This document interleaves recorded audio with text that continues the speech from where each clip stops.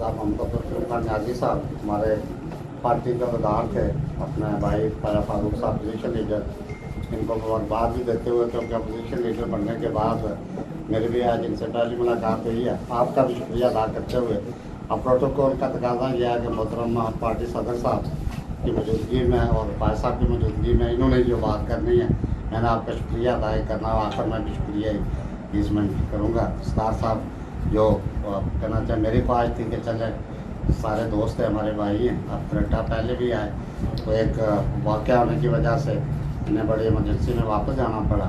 उस दिन भी आपसे सदर साहब से मेरी बात हुई कि हम बात करेंगे, तो बाद में मैं कल इनसे मिला था। सरदार साहब बिस्मिल्लाहिर्रहमानिर्रहीम। मैं आप सबका शुक्रिया अदा करता हूँ जो यहाँ मौजूद है प्रेस क्लब कोयटा, उनके तमाम मौजूदार सदर साहब से लेके सबका, चूँकि एक तो हम पहली बार आ रहे हैं। इससे कबल भी मैं कोयटा आया जब एक बहुत बड़ा सान्या हुआ दुनिया में, यूनान में, तो वो दुनिया का बड़ा सान्या था। उसकी बुनियाद पर यहाँ कोयटा के कोई 2 दर्जन से ज़्यादा लोग जो उस वाक़े में शहीद हुए। तो मैं यहाँ आया, रफ़ीक नैयर साहब को साथ लिया, हम सब घर में गए। लेकिन अचानक ऐसे हुआ उसी दिन LOC पर 33 नोट के मुकाम पर हमारे 3 लोगों को गोलियां मार दी गई इंडियन आर्मी ने, और जिसके नतीजे में 2 लोग शहीद हो गए। 18 लोगों की हमने ताज़ियत की उनके घरों में जाकर फर्दन। लेकिन उसके बाद जब मुझे इतला हुई तो मैंने इनसे माजरत की और मैं वहाँ पहुँच गया और मैंने वो जनाजे पढ़े। लेकिन आपसे इस बात का करने का मकसद ये था कि हम पहले से यहाँ आने के मंतज़र थे और वो दिन ही था जिसमें आपसे हमारा इंटरेक्शन होता, बैठते। बासित प्रेसिडेंट PTI आज़ाद कश्मीर मेरा पहला मौका था यहाँ कोयटा आने का, और फिर आप प्रेस क्लब को हम बैठते एडजस्ट करते। अभी जो इस वक्त सूरत हाल है हमारे पाकिस्तान में या आज़ाद कश्मीर में, ये कोई उस तरह की नॉर्मल हालात नहीं है जिसकी बुनियाद पर हम कोई इस तरह अपने आपके दरमियान बैठ के कोई इजी फील करते हैं। पाकिस्तान में भी मुश्किलात हैं, आज़ाद कश्मीर में भी उसी तरह की मुश्किलात हैं, क्योंकि हमारा जो भी खाने पीने के इंतज़ामात होते हैं, हमारी मंडी इस्लामाबाद है, वहीं से हमारे लिए जो इंतज़ाम सौदा सब जो है मंडी हमारी वहाँ से आज़ाद कश्मीर को भी है। और इसी तरह सियासत का भी निज़ाम है कि हमारा सारा कुछ इस्लामाबाद से ही आज़ाद कश्मीर को भी मिलता है, चाहे वो फंड्स में, हुकूमत के मामलात में, दीगर मामलात में। अभी जो सूरत हाल है वो आप सब पर आया है, लेकिन मैं आज़ाद कश्मीर की हद तक कुछ आज के दिन के हवाले से आपसे बात करना चाहता हूँ कि 19 जुलाई 1947 को मुसलमानों ने जम्मू कश्मीर ने करारदाद इलाक़े पाकिस्तान पास की, और ये करारदाद उस वक्त पास हुई जब अभी पाकिस्तान दुनिया के नक्शे में तैयार होकर आने वाला था। ठीक 25 दिन बाद 14 अगस्त को पाकिस्तान बना, लेकिन रियासत के मुसलमानों ने 2 कौमी नज़रिया की बुनियाद पर 25 दिन पहले फ़ैसला किया कि जो उस वक्त के हालात थे कि रियासत का हालात पाकिस्तान के साथ होना चाहिए। ऐसे हालात में जब सूरत हाल ऐसी तरगूम हुई कि हिंदुस्तान ने 1947 में जंग छेड़ दी आज़ाद कश्मीर में और भारत चला गया यूनाइटेड नेशन में, तो वहाँ हालात ऐसे पैदा हुए कि पाकिस्तान को भी जाना पड़ा, जिसके नतीजे में सीज़ फायर हुआ। और फिर ये है कि फायरबंदी हुई। अब उस वक्त से लेकर आज तक اس فرق بندی کا فائدہ سارا کا سارا ہندوستان نے اٹھایا کہ یونائٹڈ نیشن کی قراردادوں کے مطابق فیصلہ ہونا ہے. آج تک وہ فیصلہ نہیں ہوا. اس کے دوران مسلح جدوجہد بھی ہوئی، چونکہ جب کشمیری جو ہے وہ مایوس ہوئے ان قراردادوں سے تو 89 کے بعد انہوں نے مسلح جدوجہد شروع کی، جس کے نتیجے میں بھارت نے اور ظلم اور تباہی اور بربادی شروع کر دی. 9 لاکھ فوج کشمیر میں اتار دی. اور اس کے بعد پھر ایک واقعہ ہوا جو اگست میں ہوا 19 میں. یہ واقعہ ہوا کہ 370 کا ایکٹ، وہ آرٹیکل 370 ختم کر کے تو ہندوؤں کو آباد کرنا کیا کشمیر میں، یعنی جو پوری ڈیموگرافی تبدیل کرنے کی. کہ پاکستان یا کشمیری رائے شماری سے بھی دستبردار ہو گیا. ایک طرف 9 لاکھ فوج اور پھر RSS کے غنڈے، اور دوسری طرف پر یہ کہ ہندوؤں کو آباد کر کے رائے شماری کے اس ذہن کو بھی ختم کر دیا جائے. اب بھارت ایک بڑا ملک ہے جس کے لیے ایسے حالات میں کشمیریوں کی مدد، پاکستان ایک مضبوط پاکستان کی جو ہے وہ سیاسی لحاظ سے، ایک عالمی معاشی لحاظ سے مضبوط پاکستان کی ضرورت ہے، جس کے لیے میرے خیال سے ہم بھارت کے اس طرح ہم پلہ نہیں ہیں. لیکن انشاءاللہ ہماری قوم جو ہے وہ اس بات پہ یقین رکھتی ہے کہ ہم فاسد مسلمان کشمیری جو قربانیاں دے رہے ہیں، ان کی لیڈرشپ دے رہی ہے، ان کے نوجوان دے رہے ہیں، اور پھر کشمیری پوری قوم جو ہے وہ پاکستان کے لیے اور تحریک آزادی کشمیر کے لیے اور کشمیر کی رائے شماری کے لیے جو قربانیاں دے رہے ہیں. یہ میں علیحدہ اس لیے گن رہا ہوں کہ کچھ لوگ صرف رائے شماری کا نعرہ لگاتے ہیں کہ رائے شماری ہونی چاہیے، کچھ کشمیر بنے گا پاکستان کا نعرہ لگاتے ہیں. تو یہ ساری چیزیں اس میں اکٹھی ہو کے جب چلتی ہیں تو صرف یہی ہے کہ کشمیری جو ہے وہ کیا چاہتے ہیں، وہ رائے شماری چاہتے ہیں. اس پر آج کا دن جو ہے یہ بڑی اہمیت کا عمل تھا.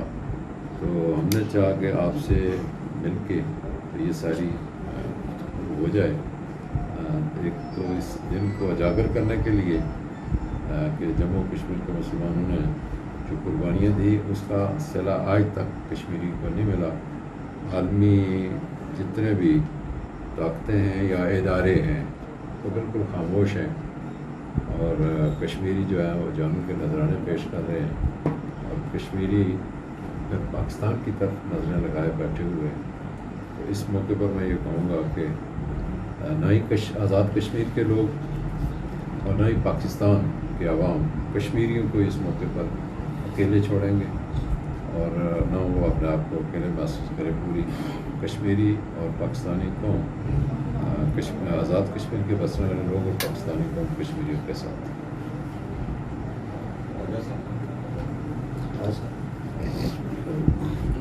جناب نیازی صاحب، ابھی آپ نے بڑی تفصیل 75 سال کی بیان کی ہے.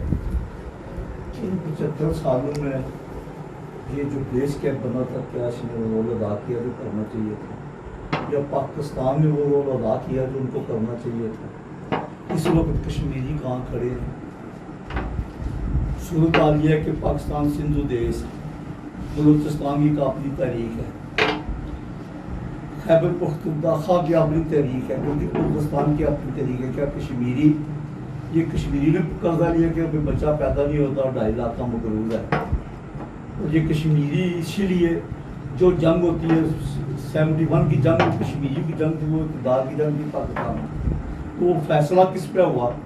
کہ فیصلہ یہ ہوا کہ کنٹرول لائن بنا دی جیسی اس لائن کو 93,000 پاک فوج آزاد کرانے کے لیے، جنگی قیدیوں کو آزاد کرانے کے لیے. نہ وہ کشمیری کی جنگ ہے، نہ کشمیری کو سے تعلق ہے، وہ اقتدار کی جنگ تھی، وہ بنگلہ دیش بن گیا. تو قربانی کشمیری قوم لگی. آپ اس بارے میں بتائیں کہ کشمیری کہاں کھڑے ہیں، ان کو کیا کرنا چاہیے؟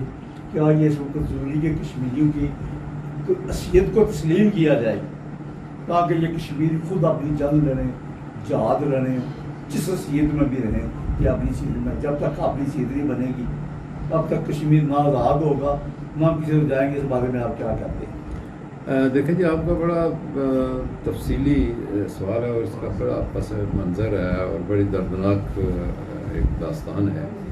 یہ صرف کشمیریوں کا ہی مسئلہ نہیں. اگر آپ دیکھیں تو فلسطین کے ساتھ کیا ہوا، پھر آپ دیکھیں کہ پوری دنیا میں جہاں بھی کہیں مسلمان آباد ہیں وہاں ان کے ساتھ کیا سلوک ہو رہا ہے. تو کیا امتیازی سلوک نہیں ہے؟ کیا مشرقی تیمور کس طرح آزاد ہوا؟ کیا باقی جگہوں پہ جتنی بھی، چاہے وہ یورپ کے ملک تھے، چاہے وہ ایشیا کے دیگر ممالک تھے، وہاں کس قسم کی، جہاں یعنی بنگلہ دیش بنا تو کس کی بنیاد پر بنا؟ اب دیکھیں کہ بنگلہ دیش کو سپورٹ کہاں سے ملا. تو جہاں کہیں بھی مسلمانوں کا کوئی قضیہ تھا، مشکلات تھی، تو دنیا عالم نے کہیں درد نہیں محسوس کیا. اور میں سمجھتا ہوں کہ ہمارے مسلم امہ جو ہے اس نے یہ درد نہیں محسوس کیا. میں جب گورنمنٹ میں تھا تو ہمارا OIC کا ایک بڑا پاورفل ڈیلیگیشن آیا تو میں نے ان سے گلا کیا. میں نے کہا آپ لا الہ کی بنیاد پر آپ نے وہ چیزیں محسوس ہی نہیں کی جو کشمیری اور فلسطینی چاہتے تھے. اب یہ ہے کہ ایک دنیا کا ایک نظام ہے جس میں بھٹو صاحب سے لے کے عمران خان صاحب تک انہوں نے بڑا واضح اور بڑا مضبوط موقف رکھا یونائٹڈ نیشن. اور میں کہتا ہوں کہ بڑا طاقتور طریقے سے مسلم امہ کا موقف رکھا عمران خان نے یونائٹڈ نیشن میں، جس میں ہمارے علماء آج کل بڑا لے رہے ہیں کہ ہم وہ کام علماء نہیں کر سکے جو ایک سیاسی لیڈر نے کیا، عمران خان نے کیا. لیکن یہاں المیہ یہ ہے کہ ہماری امہ اگٹھی نہیں ہے.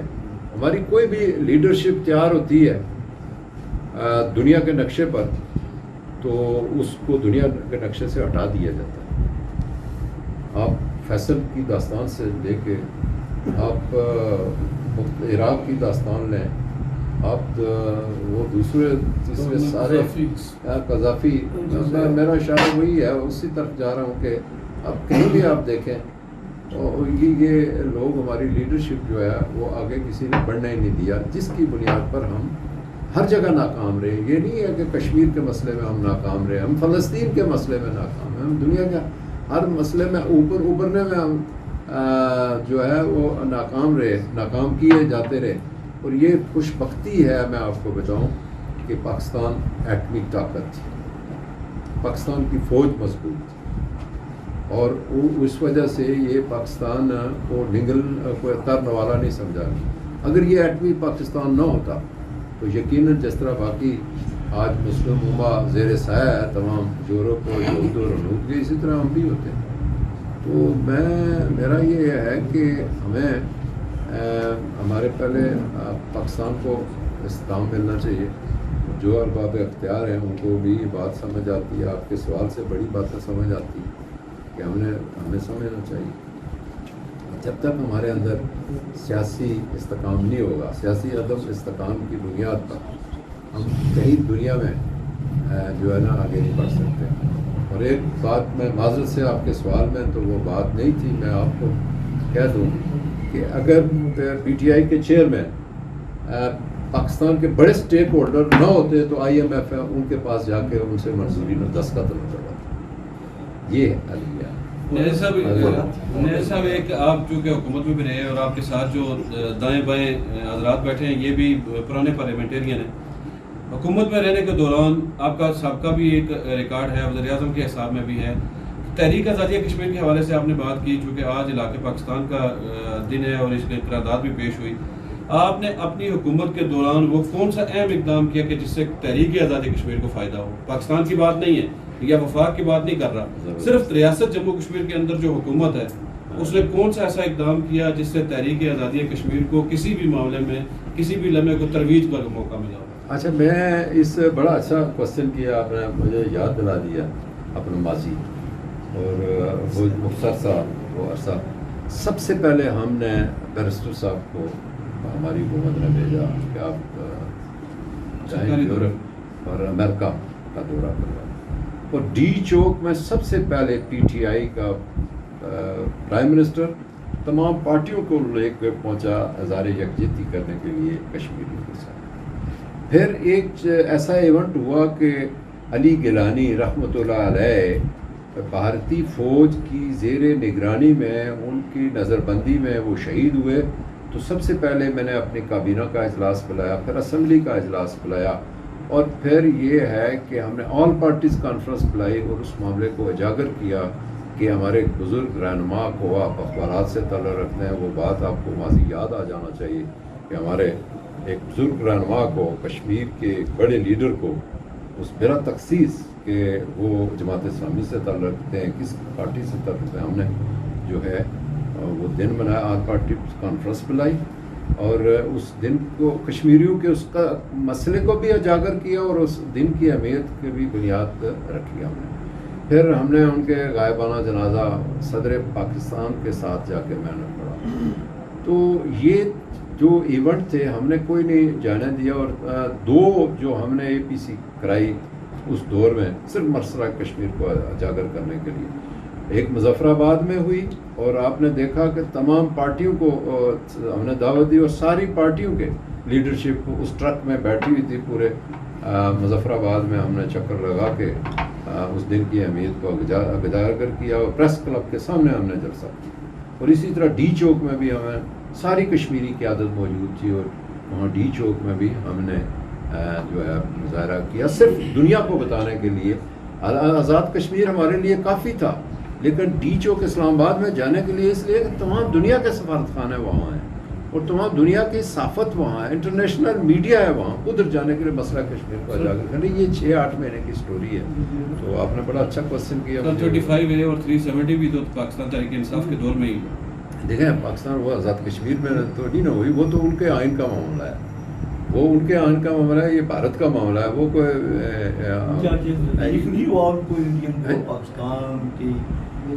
نہیں۔ میں تو یہ کہتا ہوں، میں یہ کہتا ہوں، آپ کا جو سوال بنتا ہے، یہ میرے ساتھی بڑے سینئر پارلیمنٹیرین ہیں، آپ کا جو سوال بنتا ہے وہ یہ کہ ہم کوئی جگہ دیتے پاکستانیوں کو۔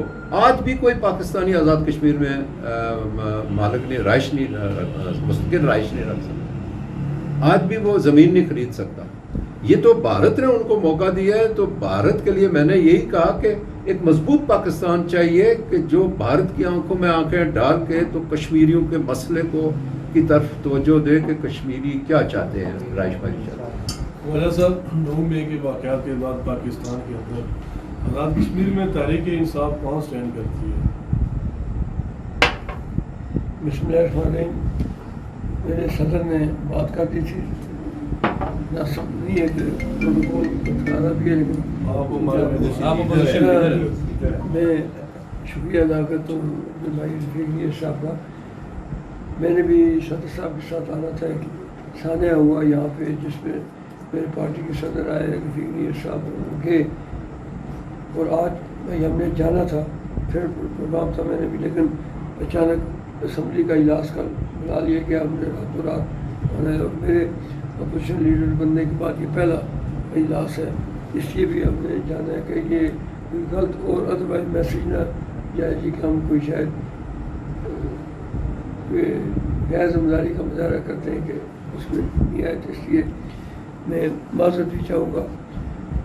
یہ سانحہ جو ہوا اس کا پر یہ پورے آزاد کشمیر کا پورے دنیا میں افسوس کیا گیا، اور آپ دیکھیں کہ یونان میں اتنے بڑے مظاہرے میں جو ایک لحاظ سے پتہ لگ گیا ہے کہ اس میڈیا آزاد میڈیا کے دور میں ان کو کیسے ڈبویا گیا، میرے ان بھائیوں بیٹوں کو۔ اور میں بھی اس بات میں مجھے اطمینان ہے کہ ایز اپوزیشن لیڈر پہلا جو 2 دن قبل میرا نوٹیفکیشن ہوا، وہ کہتے ہیں کفر ٹوٹا خدا خدا کر کے، ملا کر تمام تر سازشوں کے باوجود کوئی ارادہ ریاض جیسا کوئی اپوزیشن لیڈر جب نہ ملا، تو ملا کر میرٹ پر جو 5 مئی کو ہم نے دستخط درخواست دی تھی یہ اپوزیشن ہے، اور یہ نوٹیفکیشن جاری کیا جائے 5 مئی دے کے پھر 2 دن قبل ہوا، تو مجھے بیان اس بات کہ میں پہلا جو میرا ٹور ہے وہ کوئی رٹے میں اپنے ان خاندانوں کے ساتھ سارے یکجہتی کرنے کے لیے، تعزیت کرنے کے لیے جو ہم نے کیا. باقی جہاں تک آپ کے 9 مئی کا ہے تو اس میں میں سمجھتا ہوں کہ میرے لیڈر نے بھی یہ مطالبہ کیا اور میں اسے ریپیٹ کرتا ہوں کہ اس کی آزادانہ یہ آج انہوں نے 9 مئی کے 2 دن بعد کہہ دیا تھا اس کی تحقیقات ہونی چاہیے. تو آج خبریں چھن کے آ رہی ہیں سامنے, اصل حقائق چھن کے آ رہے ہیں کہ ہوا کیا ہے, کس طرح ہوا ہے, ساری باتیں ہم پھر آج یہ مطالبہ کرتے ہیں کہ اس کی آزادانہ تحقیقات ہونی چاہیے اور پتہ لگنا چاہیے کہ اس کا بینیفٹ, اس کا فائدہ کس کو, نقصان کس کو. تو آپ عمران خان کی عوامی طاقت کو آپ جب ختم نہیں کر سکتے تو پھر اسی قسم کی سازشوں کا سہارا لینا پڑتا ہے. جس میں سمجھتا ہوں کہ سازش تھی 9 مئی کی سازش تھی. اب اس کے کردار کون ہے یہ سب سے زیادہ فرض میڈیا کا بنتا ہے کہ وہ دیکھے اور اس وقت تک ساری حقیقت سامنے آ چکی ہے. ہم پی ٹی آئی کی حیثیت سے بھی اور ایک کشمیری کی حیثیت سے بھی ہمارا ایمان ہے, یقین ہے کہ ایک مضبوط اور مستحکم پاکستان جو ہے وہ تحریک آزادی کشمیر کی ضمانت ہے. کیونکہ پاکستان معاشی لحاظ سے کمزور ہو, سیاسی لحاظ سے کمزور ہو تو ہم سمجھتے ہیں کہ ہمارے کشمیر کا اس کو نقصان پہنچتا ہے. یہ ضرورت کیوں پیدا ہوئی مودی میں کہ مودی نے کہا جی میں پاکستان پہ بول کے اب اپنا ٹائم ضائع نہیں کرنا چاہتا. میں سمجھتا ہوں کہ جب ہی وقت آیا تو مودی تمہیں اسی طرح جواب ملے گا جس طرح تمہیں بالا کوٹ میں جواب ملا ہے. ہماری فوج ہم ہی میں سے, ہمارے ہی بچے, ہمارے بھائی ہیں, وہ فوج سے لگنی ہے. ہمیں اپنی اس فوج پہ فخر ہے. یہ فوج کے جوان کھڑے ہوتے ہیں سیاچین کے بارڈر سے لے کے آپ کے یہاں ایل او سی پر, تو ہم سکون کی نیند, چین کی نیند سوتے ہیں. اس لیے یہ کوئی ایسی بات نہیں ہے. فوج ہماری ہے, یہ ملک ہمارا ہے. ہم صرف یہ چاہتے ہیں کہ پی ٹی آئی یہ سب یہ چاہتی ہے کہ ایک مضبوط اور مستحکم پاکستان ہو جس کی دنیا بھر میں عزت ہو. اور جب میرا وزیر اعظم جائے تو وہ عالمی لیڈروں کی صف میں سینٹر میں کھڑا ہو. یہ نہ ہو آپ دیکھیں کہ عمران خان صاحب جب پرائم منسٹر تھے عالمی لیڈروں کی صف میں وہ سینٹر میں کھڑے ہوتے تھے, اور یہ جو موجودہ جو جانے والے وزیر اعظم ہیں یہ پچھلے دنوں ایک عالمی کانفرنس میں انہیں نمائندگی کا موقع ملا کہ یہ تیسری لائن میں تیسرے کونے میں کھڑے تھے. تو وہ بات شہباز شریف کی نہیں ہے, بات عمران خان کی نہیں ہے, بات ریاست پاکستان کی ہے, بات ملک پاکستان کی ہے کہ پاکستان کی عزت ہے وہ میری عزت ہے, پاکستان کی عزت ہے, پاکستان کا مقام ہے وہ کسی کشمیریوں کی تحریک آزادی کشمیری کی کامیاب کی ضمانت ہے. میں بس اتنا ہی کہوں گا کہ ہم 2 مئی کے حوالے سے جو کچھ ہوا ہے جس سے پاکستان کی سیاست کو نقصان پہنچا ہے ہم مذمت کرتے ہیں اس کے.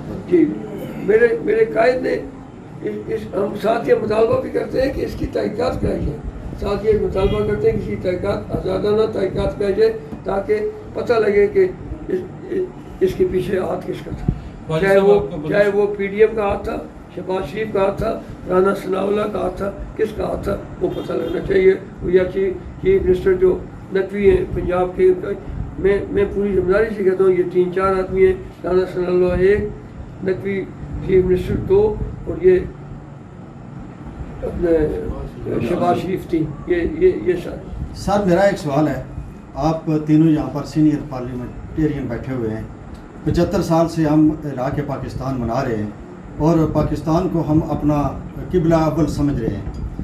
کشمیر کی بقا بھی اسی میں ہے, مگر کیا وجہ ہے کہ 75 سالوں سے آزاد کشمیر میں ایک خود مختار اور باوقار حکومت نہیں بن سکی؟ اس کی کیا وجہ ہے؟ جی جہاں تک سسٹم قیوم نیازی صاحب, ایک بات قیوم صاحب یہ سوال آپ سے ہے, آپ وزیر اعظم بھی رہ چکے ہیں. دیکھیں آپ کا جو سوال ہے یہ ایسا سوال ہے کہ اس کا جواب بہت آسان ہے.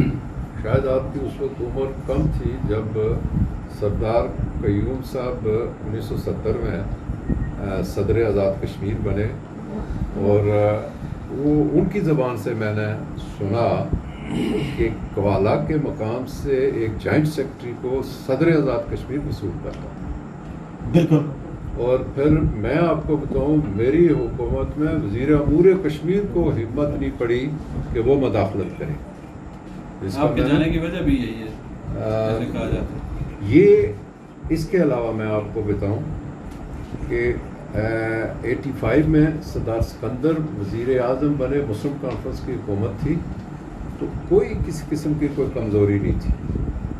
اور اس کے بعد پھر سردار قیوم صاحب بنے, کوئی کسی قسم کی کمزوری نہیں تھی. بلکہ یہ جو سیکرٹ فنڈ ہے یہ کشمیریوں پر خرچ ہوتا تھا. میں آپ کو برملا کہتا ہوں, یہ کشمیریوں پر خرچ ہوتا تھا سیکرٹ فنڈ, یہ کسی کی ذات پر خرچ کرنے کے لیے نہیں تھا.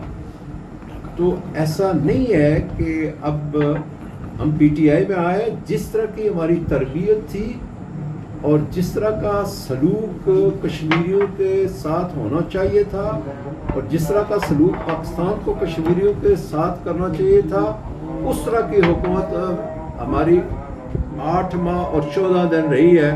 کسی کو مداخلت نہیں ہونے دی. یہ آپ پر منحصر ہے کہ آپ کس کریکٹر سے لے رہے ہیں تحریک آزادی کشمیر کے بیس کیمپ کو, اور پھر آپ کو کس کریکٹر سے دیکھ رہے ہیں پاکستان کے ادارے اور پاکستانی حکومتیں.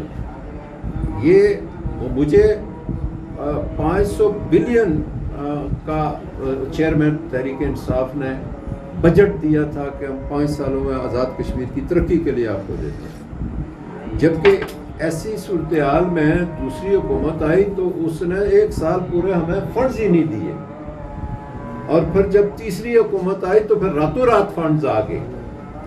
اس ایسے حالات میں یہ جو تحریک آزادی کا بیس کیمپ ہے, اس میں مضبوط عقیدے والا, مضبوط اعصاب والا وزیر اعظم ہونا چاہیے, صدر ہونا چاہیے, اور پھر مضبوط قسم کی پارٹی پاکستان میں ہونی چاہیے جس کا وجود آزاد کشمیر میں کام کر سکے.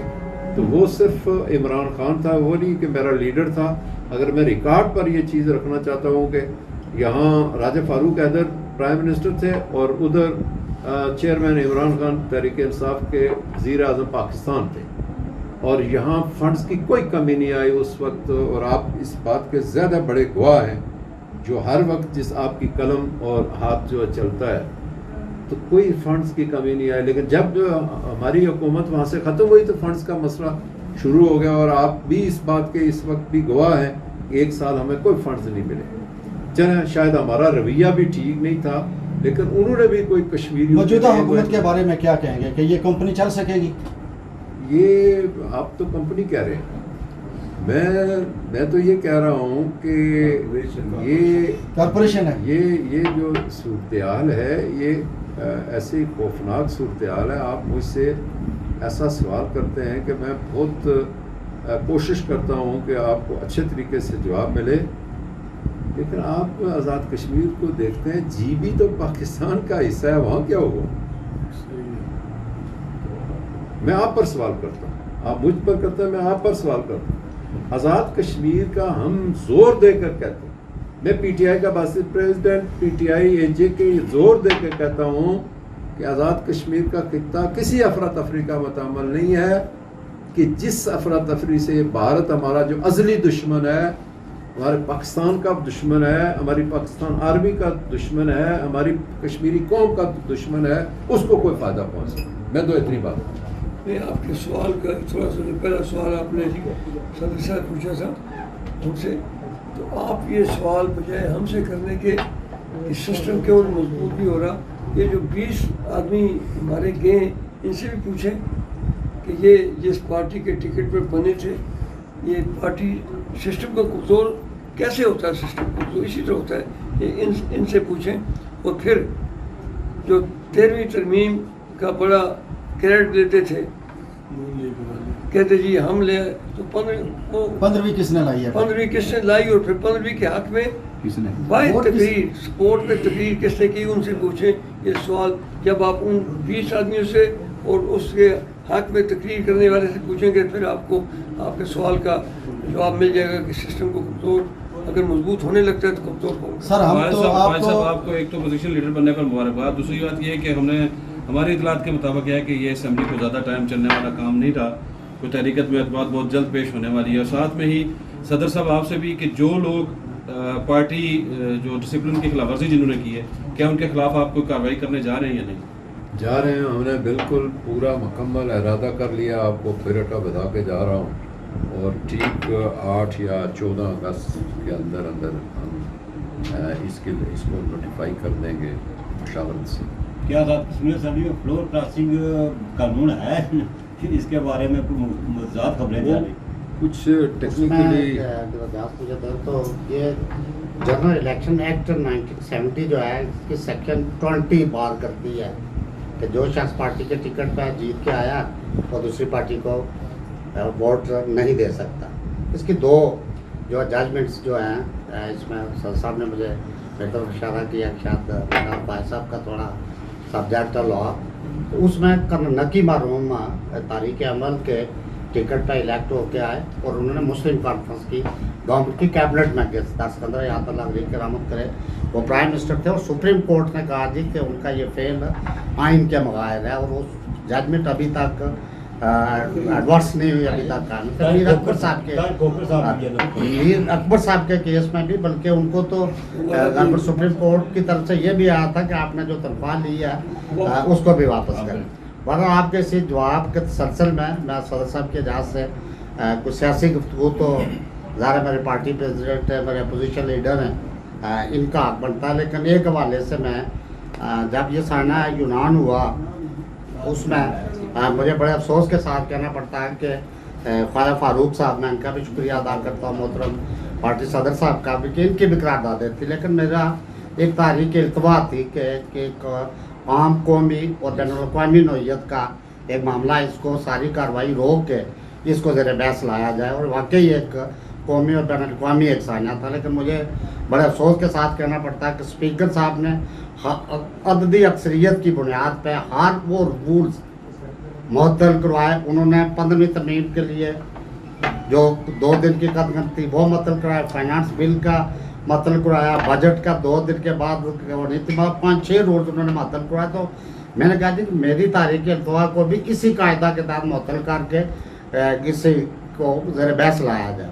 उसमें सदर साहब के इजाज़त से जो मैं गुजारिश करना चाहता हूँ कि हमारा जो जानी वहाँ नुकया हम इस पर बात करेंगे और मैं मोहतरम सदाकत न्याजी साहब का, ख्वाजा फारूक साहब का शुक्रिया अदा करता हूँ कि इनकी क़यादत में सरदार साहब की हम सारे वज़ीर-ए-आज़म आज़ाद कश्मीर के पास गए कि जी लोगों की कोई हौसला अफजाई होनी चाहिए। और उसमें फ्लोर असेंबली पर कायदे वहाँ ने हमारी उस मीटिंग के बाद उन्होंने कहा जी कि मुझे अपोजिशन के दोस्त मिले थे तो मैं आज मुमकिन मदद करूँगा और इंशाल्लाह कल हम उनसे ऑन रिकॉर्ड असेंबली में भी पूछेंगे और ऑफ द रिकॉर्ड भी पूछेंगे। इसमें सदर साहब के इजाज़त से जो मैं वहाँ तारीख अल्तवा की सूरत में बात करना चाहता था कि जो कीमती जानें ज़ाया हो चुकी वो तो जो है अल्लाह ताला का एक इख्तियार था, वो अल्लाह ने अपना इख्तियार कर दिया, लोगों की हौसला अफजाई होनी चाहिए। तो उसके बाद जो सबसे बड़ा जनाब सदर मैं आपसे भी गुज़ार करना चाह रहा था ख्वाजा साहब से भी कि हमारा सबसे वादी बना का जो इस वक्त बर्निंग इशू ये है कि लीबिया के अंदर 240 से ज़ायद जो मेरे पास लिस्ट है कि वो अब भी लोग जो है परेशान लीबिया के अंदर बैठे हुए हैं। और अब मैं ये चाहता था और कल भी मैं इस पर बात करूँगा, अगर वो इजाज़त नहीं देंगे फिर भी मैं ये कहता हूँ लीबिया या दिगर ममालिक में फिरटा के साथ 240 से ज़्यादा लोग जो मेरे पास लिस्ट है, जिसको आप तारक निकाश साहब ने भी इसको स्टोरी में किया 240 जिस पर मैं शोर करता हूँ। उसमें अब बदकिस्मती ये है कि जितने भी पर्चे हैं वो चाहे कोटली थाने के अंदर हुए हैं या चढ़ोई के या फिरटा के अंदर, उसमें इतनी जो है कानून के अंदर सुकम है कि ये इंसानी स्मगलिंग के जो एजेंट्स हैं ये तो कल बेल पे चले जाएंगे। वहाँ पे उसमें बात करना चाहता हूँ, मैं यही कहता हूँ कि उसमें एक बेहतर लेजिस्लेशन की ज़रूरत है और इंशाल्लाह ताला इस पर हम तो गवर्नमेंट से ये कहेंगे सिर्फ मंडे को अगर इजलास हो तो हम फिर तो प्राइवेट मेंबर बिल की सूरत में सिर्फ मंडे को इजलास होगा तो बिल ला सकते हैं, लेकिन वो भी हम कोशिश करेंगे। लेकिन मैं समझता हूँ कि इसमें एक बेहतर लेजिस्लेशन होनी चाहिए ताकि वो मुझे नहीं पता था, सारी आपने मुझे मेरे नाले में आकर के बेल आउट होकर यही मैं पीट रहा था जी कि वो कानून आप 468, 418 और 419 कि ख्वाजा साहब को और मुझे भी पता कि उसकी क्या सज़ा है, कि अदालतें भी उसकी, मैं नहीं उस पर कोई अदालतों पर नहीं कोई अंगल उठाना चाहता, लेकिन वो भी रोक नहीं सकती हूँ। कानून के ज़ाब्ते के तहत वो रोक नहीं सकती। तो मैं समझता हूँ कि हम तो इस पर बात करना चाहते थे, जो हमारी अपनी मीटिंग हुई थी, कि इसमें बेहतर लेजिस्लेशन हो कि आइंदा इस किस्म के नामने जुर्म में अगर कोई मुलव्वस हो तो उसको करारबाग की सज़ा दी जाए। ये वजारतें मिली नहीं है अभी, और असेंबली का पूछा था। ये सियासी सवाल इन दो अब आपसे करना है, मुझसे नहीं करना। काफी वक्त हो गया, आप इजाजत दें। हम तो वैसे मसाला एक सवाल, आप इस असेंबली में कितने मेंबर असेंबली बैठे हुए हैं जो इस पार्लिमानी निज़ाम को समझते हैं, असेंबली की कार्रवाई को समझते हैं, और उन लोगों का क्या मुस्तकबिल है जो इमरान खान के नाम पर वोट लेके आए हैं, उन्होंने आपके साथ वोट किया, उनका मुस्तकबिल आज़ाद कश्मीर में क्या, और हुकूमत का मुस्तकबिल क्या है? ये मैं गुजारिश करूँ कि एक नई पार्टी बनी है पाकिस्तान में, इस्तेकाम पाकिस्तान, उसका अशरा आपने देख लिया। फिर एक और पार्टी बनी है पीटीआई पार्लियामेंटेरियन सरहद में बनी है, जिसको ऐड कर रहे हैं परवेज़ खट्टक, उसका भी आप अशर देख रहे हैं कि क्या हो रहा है। इसी तरह मैं समझता हूँ कि इमरान खान का जो बयानिया है वो इस वक्त लोगों को ऊपर ले आ रहा है और बाकियों को नीचे ले जा रहा है। ऊपर इसलिए मैं आपसे गुजारिश करूं कि इमरान खान, ये नहीं कि मेरा पार्टी लीडर है, इमरान खान कहता क्या, मेरे पाकिस्तानी, मेरे फैसलाबाद वालों, मेरे कश्मीरी हो। अब है खान साहब पीटीआई के चेयरमैन, भी तो क्या देते थे कश्मीरी हो गए। हाँ जी। अब आप ज़रा देखें ना कि वो शख्स पीटीआई में खड़े होकर पाकिस्तानियत की बात करता है। अब जब उन पर यह क्वेश्चन हुआ, आप जैसे साथियों ने कहा कि आपने ये साइन कैसे किया, आपके साथ ये सलूक हो रहा है, आपको ऐसे करना चाहिए था, वैसे करना चाहिए था, उन्होंने जवाब दिया कि हमारा मुल्क डिफ़ॉल्ट हो जाता है, हमारे लोग पिस जाते, दुगनी महंगाई आ जाती, इसलिए हमने ये काम किया। देखिए उसके अंदर दर्द आज भी है, यही दर्द इनको नहीं टिकने देगा। मैं आपको बताऊँ, जिसके सीने में दर्द है, मैं नहीं ये कहता हूँ कि इमरान खान के सीने में दर्द है, जिसके सीने में दर्द है इस धरती का, वो कामयाब रहेगा, और जिसके सीने में ये है कि मैं मेरे ज़ाती मफादात और ज़ाती मामलात, वो फिर हर जगह नाकाम।